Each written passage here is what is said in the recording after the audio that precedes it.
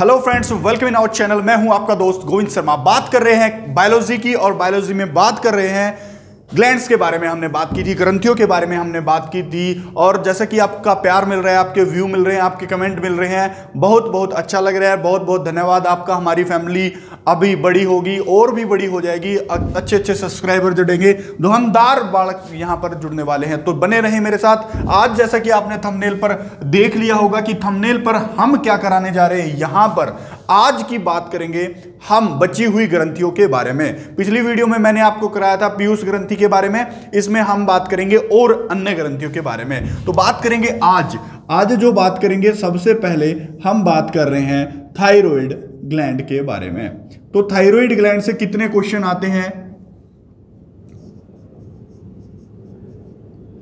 Thyroid ग्रंथि से जितने क्वेश्चन आते हैं वो तो हम डिस्कस करेंगे, साथ साथ ऐसी चीजें की बात करेंगे जो शायद आपके लिए कुछ नई है, तो वीडियो को एंड तक देखना न भूलें। तो ठीक है, तो थायराइड ग्लैंड्स के बारे में पहला ही क्वेश्चन क्या आएगा, वही मैंने कल आपको बताया था। लोकेशन के बारे में क्वेश्चन आते हैं और हार्मोन के बारे में क्वेश्चन आते हैं, कौन कौन सी हार्मोन छोड़ती है, कौन कौन सी चीजें करती है। तो सबसे पहला क्वेश्चन वही है लोकेशन, यानी कि ये जो ग्लैंड है, जो ये ग्रंथि है, ये कहां पर पाई जाती है। तो थायराइड ग्लैंड कहां पर पाई जाती है?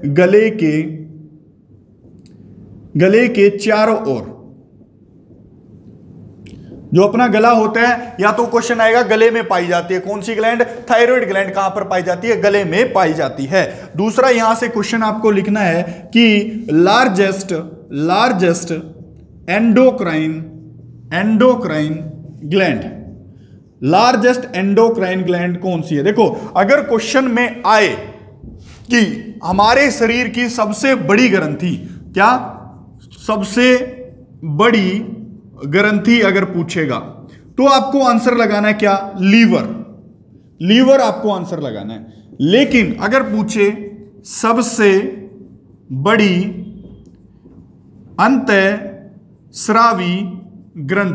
अंतःस्रावी ग्रंथि कौन सी है? देखो, दो अलग अलग क्वेश्चन है भाई।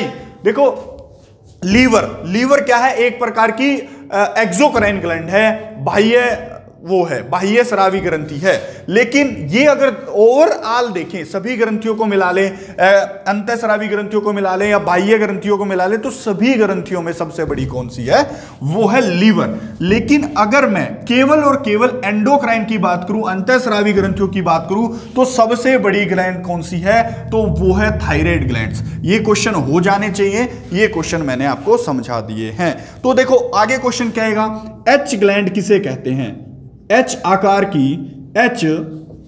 की ग्रंथि कौन सी होती है? तो एच आकार की ग्रंथि भी थायराइड ग्लैंड होती है, और इस ग्लैंड को बटरफ्लाई ग्लैंड भी बोला जाता है। तो ऐसी कौन सी ग्लैंड है जो बटरफ्लाई के आकार की होती है?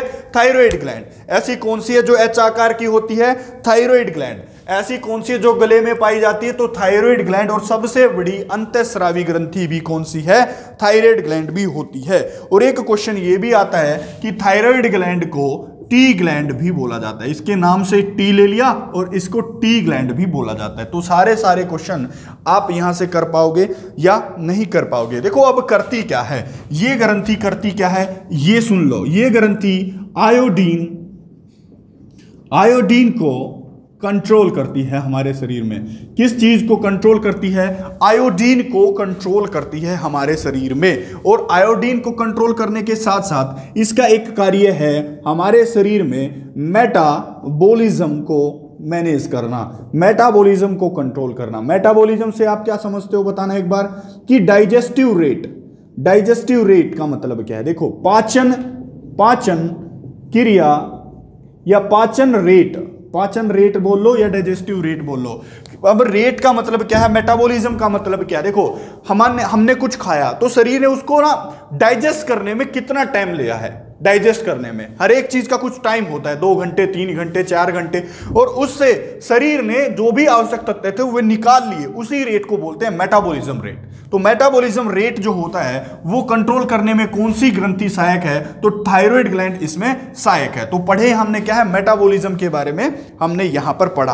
अभी देखो एक बार रिवीजन करा लेता हूं। गले के चारों तरफ थायराइड ग्लैंड, एंडोक्राइन में सबसे बड़ी थायराइड ग्लैंड। वैसे अगर पूछेगा तो लीवर, एच आकार की कौन कौन सी ग्रंथि होती है? तो एच आकार की ग्रंथि होती है थायराइड ग्लैंड। बटरफ्लाई ग्लैंड किसे कहते हैं? तो भी थायराइड ग्लैंड।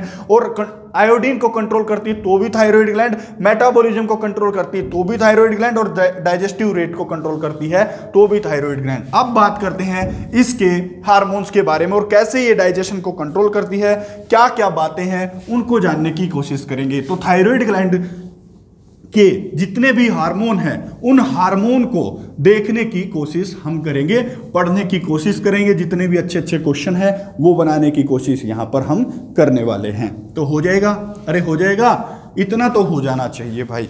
देखो मैंने बताया था कि देखो हमारा शरीर करता क्या है। हमारा शरीर ना मेटाबॉलिज्म क्या करता है? मेटाबॉलिज्म। हमारा शरीर खाना खाता है या हम जब भी खाना खाते हैं तो इस खाने का C6H12O6 बनता है, यानी कि इसका क्या बन जाता है? इसका ग्लूकोज बन जाता है। और इसी ग्लूकोज से हमें क्या बनानी है? इसी ग्लूकोज से हमें एटीपी बनानी है। एटीपी की फुल फॉर्म एक बार आप लोग, मैं चाहूंगा कि फुल फॉर्म आप एक बार कमेंट बॉक्स में लिखें। तो ऊर्जा हमारा शरीर बनाता है, तो यहां से खाना खाने से लेकर ऊर्जा बनाने तक का जितना भी समय लगता है उसी समय को क्या बोला जाता है? उसी समय को मेटाबॉलिज्म रेट बोला जाता है। और इससे होता क्या है? इस थायराइड ग्लैंड, ये जो थायराइड ग्लैंड है ये इस मेटाबॉलिज्म से ही संबंधित है। कैसे क्या काम करती है उसको मैं बताने की यहां पर आपसे एक बार कोशिश करूंगा। तो बात क्या है, देखो किसी भी ग्लैंड्स में कोई भी क्या पाए जाते हैं बताना एक बार। अरे अब एंडोक्राइन ग्लैंड्स पढ़ रहे हैं तो सभी ग्लैंड्स क्या छोड़ेंगी? सभी ग्लैंड्स हार्मोन छोड़ रही होंगी। और क्वेश्चन ये पूछा जाएगा कि कौन सा ऐसा हार्मोन है जो थायराइड ग्लैंड के द्वारा छोड़ा जाता है, तो आपको थायरोक्सिन हार्मोन देखने को मिलेगा। कौन सा हार्मोन? थायरोक्सिन हार्मोन कौन सी ग्लैंड के द्वारा छोड़ा जाता है? कौन सी ग्लैंड के द्वारा? कई बार इसको T3 या T4 हार्मोन भी बोला जाता है। तो थायराइड ग्लैंड के द्वारा कौन सा हार्मोन छोड़ा जाता है? थायरोक्सिन हार्मोन आएगा। यहां पर मैंने ग्लैंड लिख दिया, उसके लिए माफी चाहूंगा। ठीक है, थायरोक्सिन हार्मोन किसके द्वारा छोड़ा जाता है? थायराइड ग्लैंड के द्वारा छोड़ा जाता है। देखो अभी मैंने आपको पिछली वीडियो में बताया था, एक तो हाइपर कंडीशन होगी या एक हाइपो कंडीशन होगी, या हाइपो सेक्रेशन लिख दे या फिर हाइपर सेक्रेशन लिख दे। हाइपर का मतलब क्या होता है? ज्यादा अगर निकल जाए, ये हार्मोन अगर ज्यादा बनने लग जाए तो इसको बोलेंगे hyper secretion of thyroxine hormone, ज्यादा। और हाइपो का मतलब क्या होता है मेरे भाइयों, मेरे बहनों, क्या होता है? इसका मतलब होता है कम। यहां से ही क्वेश्चन बन जाते हैं, यहां से क्वेश्चन क्या बन जाते हैं कि थायरोक्सिन हार्मोन का जब ज्यादा सिक्रेशन होता है या हाइपर सिक्रेशन होता है तो क्या चीज घटित होती है शरीर में, और जब इसका कम सिक्रेशन यानी कि हाइपो सिक्रेशन होता है तो शरीर में कौन सी चीजें बनने लगती है या कौन सी घटना या कौन सी चीजें घटित होती हैं। देखो क्या होगा, देखो ये थायरोक्सिन हार्मोन किसके लिए जिम्मेदार है बताना? ये मेटाबॉलिज्म के लिए जिम्मेदार है या फिर मेटाबॉलिज्म रेट के लिए जिम्मेदार है। अगर ये थायरोक्सिन हार्मोन ज्यादा बन रहा है तो मैं ये मान सकता हूं जो कि मेटाबॉलिज्म जो रेट थी वो भी क्या होगी? इंक्रीज हो जाएगी, यानी कि ज्यादा हो जाएगी। अब मेटाबॉलिज्म रेट ज्यादा हो गई तो हम खाना खा रहे हैं वो तुरंत पच ही नहीं रहा, क्योंकि मेटाबॉलिज्म रेट ज्यादा है। तुरंत हम कहां जाएंगे?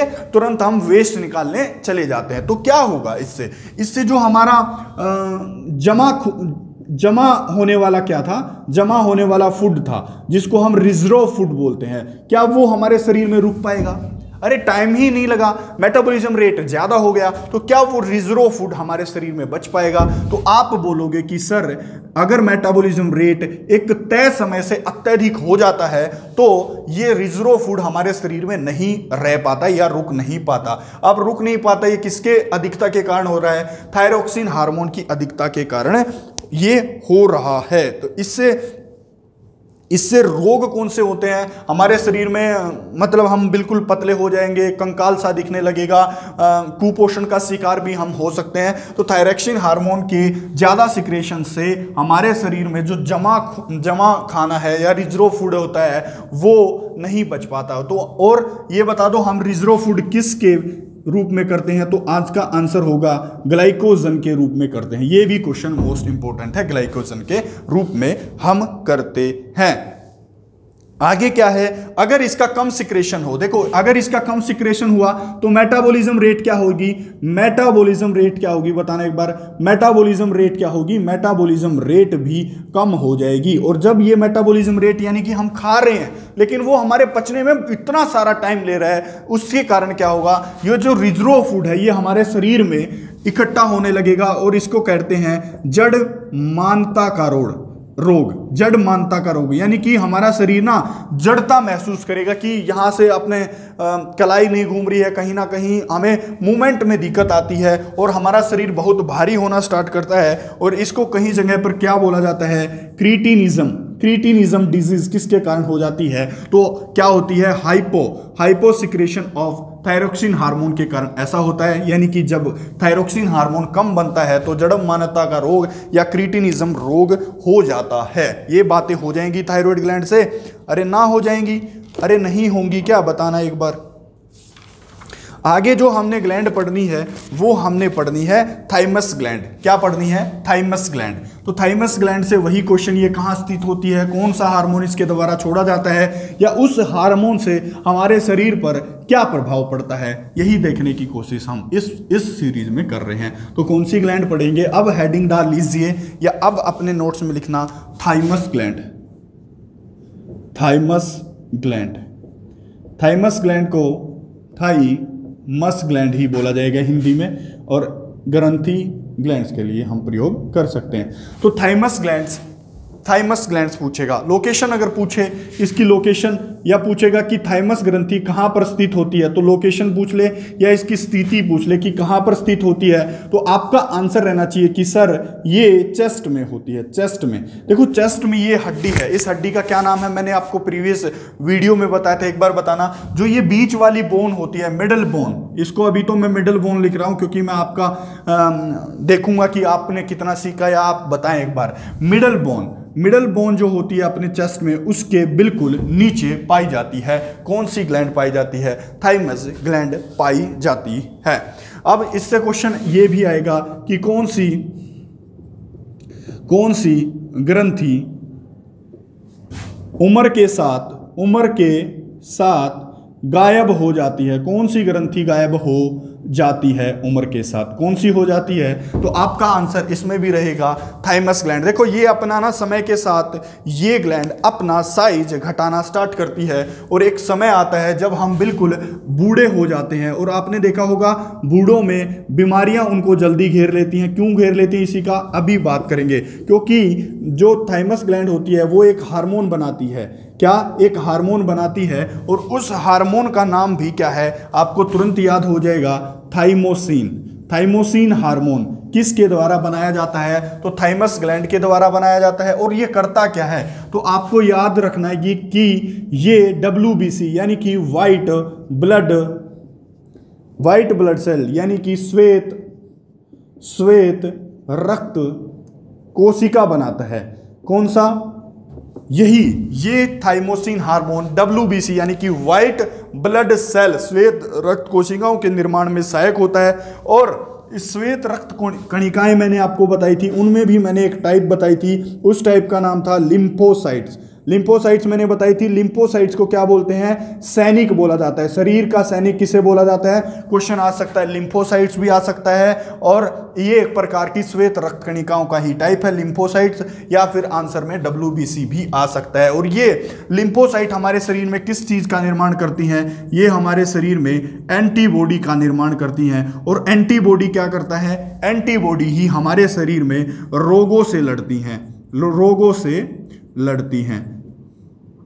रोगों से लड़ने का काम करती है। कौन, एंटीबॉडी। एंटीबॉडी बनाता कौन है, लिम्फोसाइट्स। और लिम्फोसाइट्स को ही शरीर का सैनिक बोला जाता है। और ये जो हार्मोन होता है जिसका नाम है थाइमोसिन ही ऐसा करता है, जो कि थाइमस ग्लैंड के द्वारा छोड़ा जाता है और ये WBC के निर्माण में सहायक होता है। वैसे तो लिम्फोसाइट्स जो होती हैं वो लसिका ग्रंथियों के द्वारा बनाई जाती हैं। ये भी आप याद रखें, लसिका ग्रंथि ये भी आप क्वेश्चन में आएगा। लिसिका ग्रंथि निर्माण करती है किसका? लिम्फोसाइट्स का निर्माण करती है या उसको स्टोरेज में सहायक है। ये भी क्वेश्चन आप कर सकते हैं। एक बार स्क्रीनशॉट यहां से ले लो। थाइमस ग्लैंड के बारे में क्या क्या पढ़ा, उसकी स्थिति पढ़ने की कोशिश करी। कहां पर होती है? तो चेस्ट में होती है। कहां पर? मिडल बोन में होती है, मिडल बोन के नीचे होती है। उस मिडल बोन का नाम आपको मेरे को कमेंट बॉक्स में बताना है। कौन सी ऐसी ग्रंथि है जो उम्र के साथ गायब हो जाती है? तो आंसर रहेगा थाइमस ग्लैंड। बूढ़ों में बीमारियां देखने को क्यों मिलती है? ये क्वेश्चन मैंने आपको नहीं बताया। देखो, अगर ये थाइमस ग्लैंड उम्र के साथ अपना साइज घटाना स्टार्ट करती है तो क्या ये थाइमोसिन हार्मोन बनेगा? आप बोलोगे कि नहीं बनेगा। क्या जब थाइमोसिन हार्मोन नहीं बना तो क्या डब्ल्यूबीसी बनेगी? तो नहीं बनेगी। अगर डब्ल्यूबीसी नहीं बनी, क्या लिम्फोसाइट्स रहेगी? नहीं रहेगी। अगर लिम्फोसाइट्स नहीं रही तो शरीर क्या रोगों से लड़ेगा? आप बोलोगे बिल्कुल नहीं लड़ेगा। इसलिए बूढ़ों को बीमारियां जल्दी घेर लेती हैं। इतनी बात हो जाएगी। इसका स्क्रीनशॉट एक बार मार लो।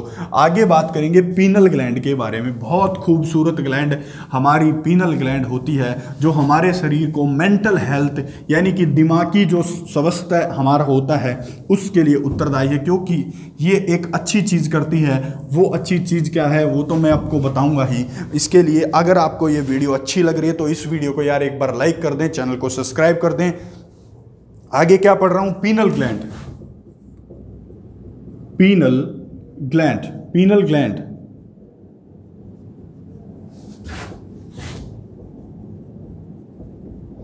Penal gland. सबसे पहले तो वही क्वेश्चन आपसे पूछेगा, घिसा पिटा क्वेश्चन है कि पीनल ग्लैंड कहां पर पाई जाती है? बताना एक बार। अरे पीनल ग्लैंड कहां पर पाई जाती है? तो इसका क्वेश्चन आंसर रहेगा कि ब्रेन में पाई जाती है। कहां पर? दिमाग में पाई जाती है। कौन? पीनल ग्लैंड पाई जाती है दिमाग के अंदर, दिमाग में पाई जाती है ये। और अगर पूछे पीनल ग्लैंड्स का कौन सा हार्मोन रिलीज करती है पीनल ग्लैंड, पीनल ग्लैंड्स के द्वारा कौन सा हार्मोन है जो रिलीज किया जाता है, तो इसमें आपको याद रखना है मेलाटोनिन। मेलाटोनिन, मेलाटोनिन हार्मोन किसके द्वारा रिलीज किया जाता है? तो आंसर रहेगा पीनल ग्लैंड के द्वारा किया जाता है। और आगे क्वेश्चन क्या है? आगे क्वेश्चन है स्मॉलेस्ट, सबसे छोटी, स्मॉलेस्ट यानी कि सबसे छोटी, स्मॉलेस्ट यहां पर लिखो एंडोक्राइन ग्लैंड, सबसे छोटी एंडोक्राइन ग्लैंड या सबसे छोटी अंतःस्रावी ग्रंथि कौन सी होती है? अंतःस्रावी ग्रंथि सबसे छोटी कौन सी होती है? तो आंसर रहेगा आपका पीनल ग्लैंड। और पीनल ग्लैंड से एक क्वेश्चन और आता है, उसको बोलते हैं बायोलॉजिकल ग्लैंड।